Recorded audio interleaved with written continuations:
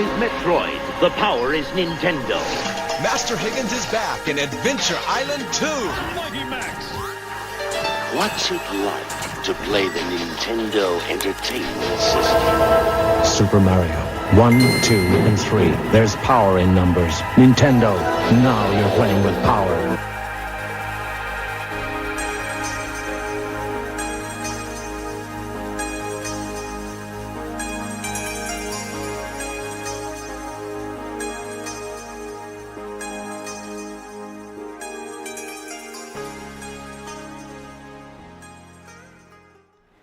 Hello everybody and welcome back. So we've got this episode just come out, and 2020 first episode of the year, so this one took a little bit longer than I wanted, but I think later on you'll understand why. So what we're looking at here is the consolized Gameboy Advance portion of this from the first two episodes, going back nearly a year now. Cartridge slot and some cables running along here for the Arduino, but we're focusing on the RGB today, which is the 480p, which we'll end up getting out of this. Right now it's just an RCA, and we want to get that to the best possible output we can before we upscale it, right?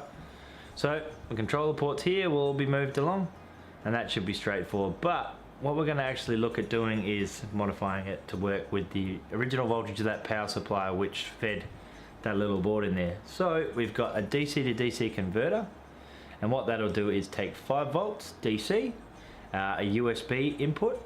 To be honest, that's pretty much the most versatile one we could find, and it's going to be quite usable around the world for Tyler. And you've got 5 volts in, and we can wind it up to 8 volts out, and all the auxiliary stuff that is in this system, apart from the video out, is 5 volts DC. So I think we'll get into the power section of this first, designing the power circuit, and we'll carry on from there. It's pretty straightforward, just follow along, and you should have no trouble with this.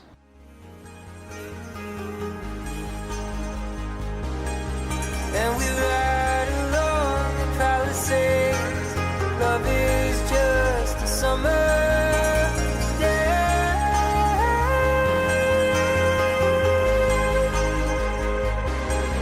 If you hold too tight, it starts to fade. Let it go, then it floats away.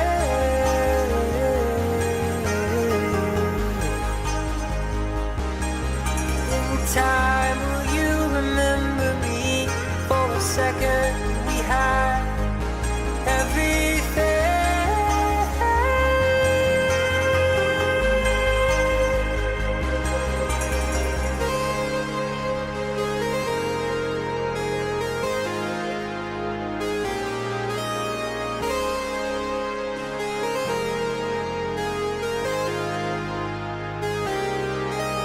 How far away can summer sun?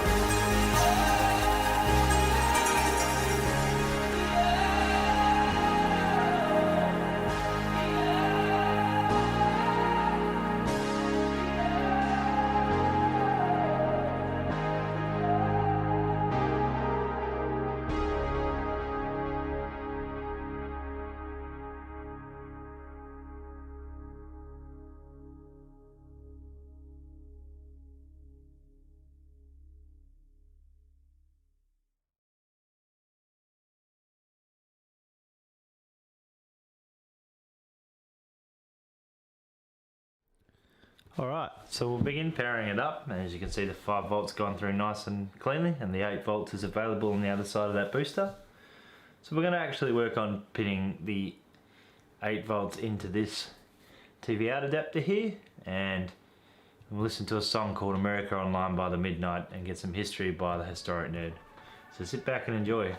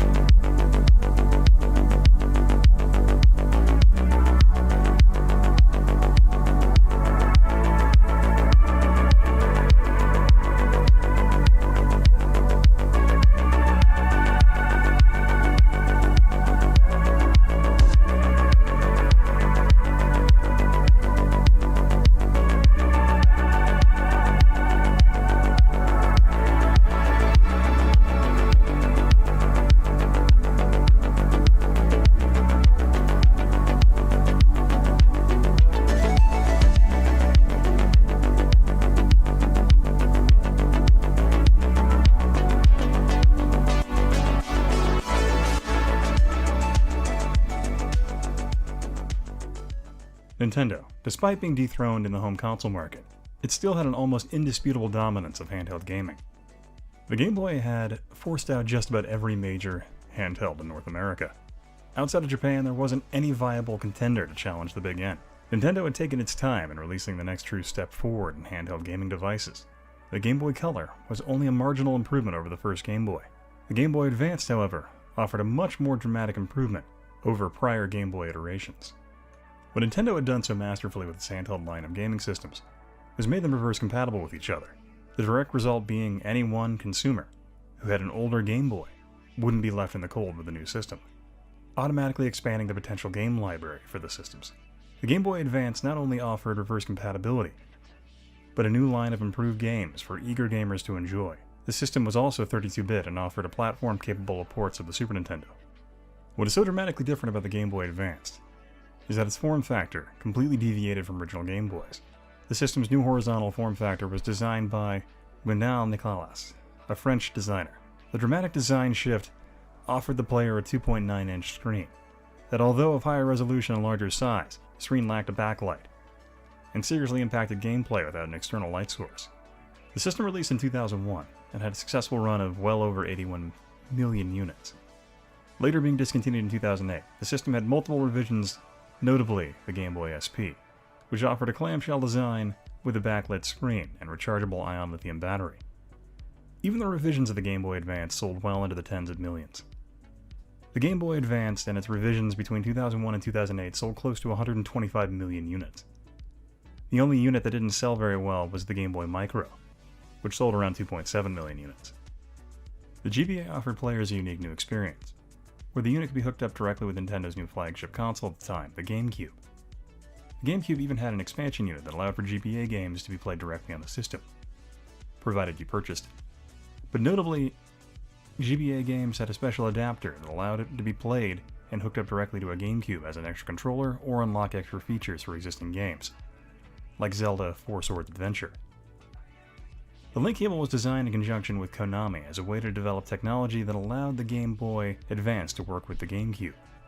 The link cable and the expanded features offered by having it on your GameCube are quite numerous, with close to 60 titles offering expanded features with its use. The Game Boy Advance offered a new platform for younger gamers to be exposed to older titles. By 2001, many younger gamers' first console exposure was either the PlayStation or Nintendo 64, so the Game Boy Advance offered a gateway for retro gaming, with Super Nintendo titles being released for it regularly. The later addition of the Game Boy and GameCube connectivity gave the system a very unique experience in conjunction with the home console. The Game Boy Advance is an example of the considerable patience Nintendo has for the handheld market. Nintendo had been ready to release a system like the Game Boy Advance in 1996, but decided against it because the original Game Boy still controlled 80% of the market.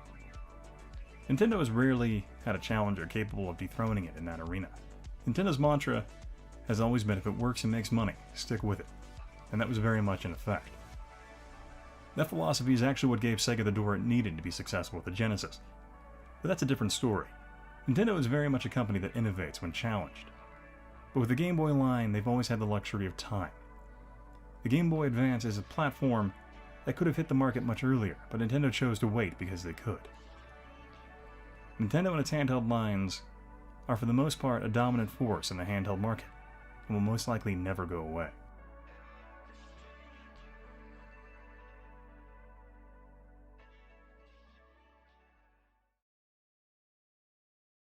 Okay, so we're back at the video out portion of this board.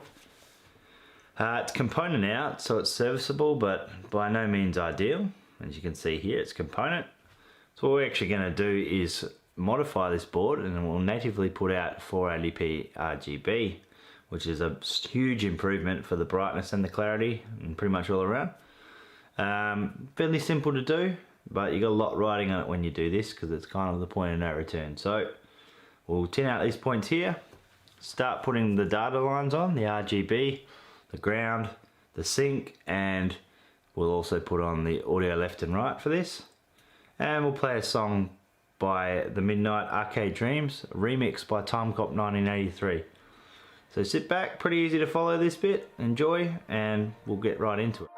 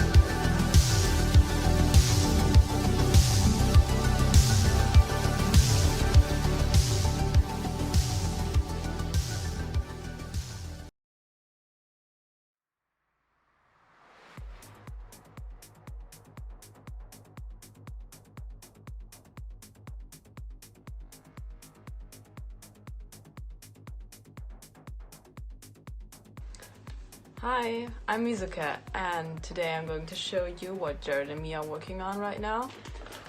It's the Super Radboy for the Midnight. This is pretty cool because Jared is going to make a crazy mod out of this. I always can't explain how he's doing it, but you will see. So keep in touch with our future videos. And yeah, this is a quite simple paint job, but sometimes less is more, I would say. So we have pink here, some nice ice blue, and on the back we have purple. Fashion Revolution, the Mizucat logo. And some vinyl decals with the logo which Logan made. Logan Hunt, who's doing all the packages for our projects. It says Super Radboy Advance. Sounds promising. And then we got the Midnight logo, which I modified a bit to make it fit color-wise and design-wise to the Super Nintendo. So yeah, I used 3 colors on this. The purple, the pink, and the ice blue. Well, it's rather a teal or turquoise. And it's all primed, and the colors are from Montana Gold, and it's all nice and matte painted, like a semi-gloss matte finish, and it has a UV protection, so it's protective against UV. And that's actually it. There's also a fitting controller, the same colors.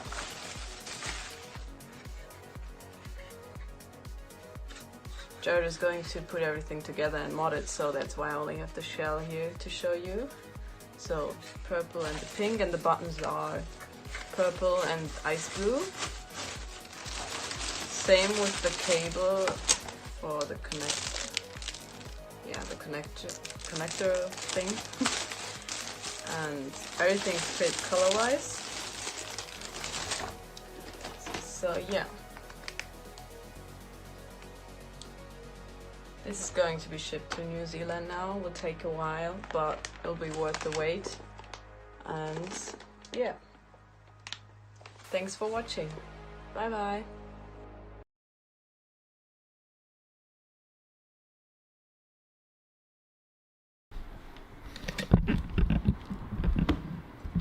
Okay, so you're looking at some wiring here. The pink one is the USB's power supply wire coming off the power input, and these red ones here are the Arduino and the buck boost board. There'll be another one there for the RGB to HDMI converter. We'll solder these all in, but you have one for your input side and the rest for your output.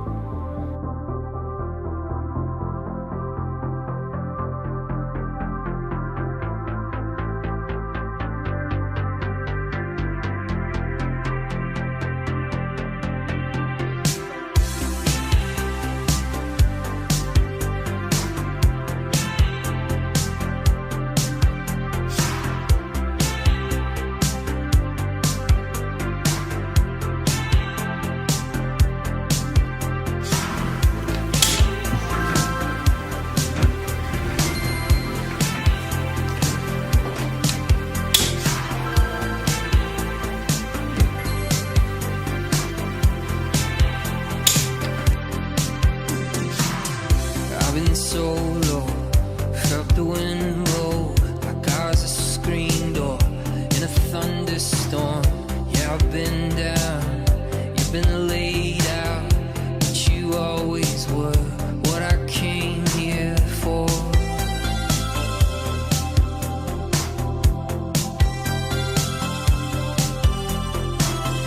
Waiting all day just for my sake, for a bell to ring, for the first sting.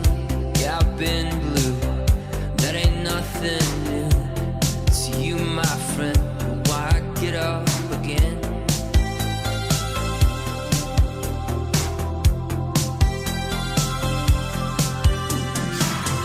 I've made mistakes and I've been hard hit. I say so what if I did? I'm the clean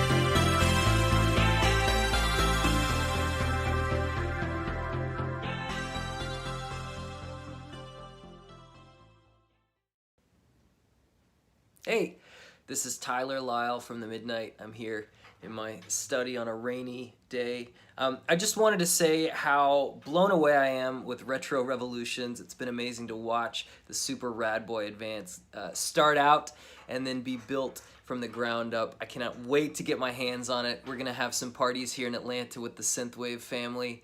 And Mizucat, you've done an amazing job with the graphics. It's awesome. I cannot wait to get it in the mail. Thank you guys so much. It's been an amazing experience to watch this come together. You guys are the best. Thanks.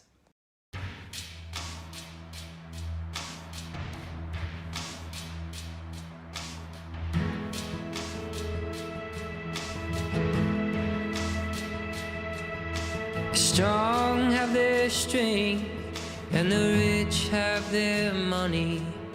The wise have their books, and the farmers got milk and honey, honey, honey, honeybees. The sailor's got his ports, and the preacher's got his story. Dad's got Sunday sports, and the fool's got fame and glory, glory, glory, glory be. I don't want more than I can carry, no more than my grandkids can bury underneath. But if I am made of you, and you are made of me, can we disagree with empathy?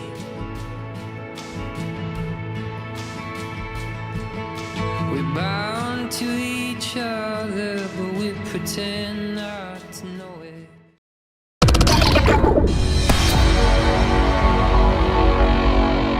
Hey there, I'm Andy from the Beyond Synth podcast. A big fan of what Jared does over here at Retro Revolutions. It's really cool stuff. And if you dig the kind of music that Jared plays during the show and the artists he features, you might want to check out BeyondSynth.com. All right, it's a podcast. We've been doing it for over 7 seasons. Not over 7 seasons, 7 seasons. But there's tons of episodes with all the artists who make this awesome synthwave, retrowave, 80s nostalgia, electronic music. Really cool stuff. And so if you dig that, you might want to check out Beyond Synth. It's a lot of fun. If you don't want to, that's okay too. But the most important thing is stay tuned right here to Retro Revolutions, because Jared's got lots of awesome projects coming up. I look forward to seeing them, and I know you guys do too. And yeah, so have a lovely day. All right.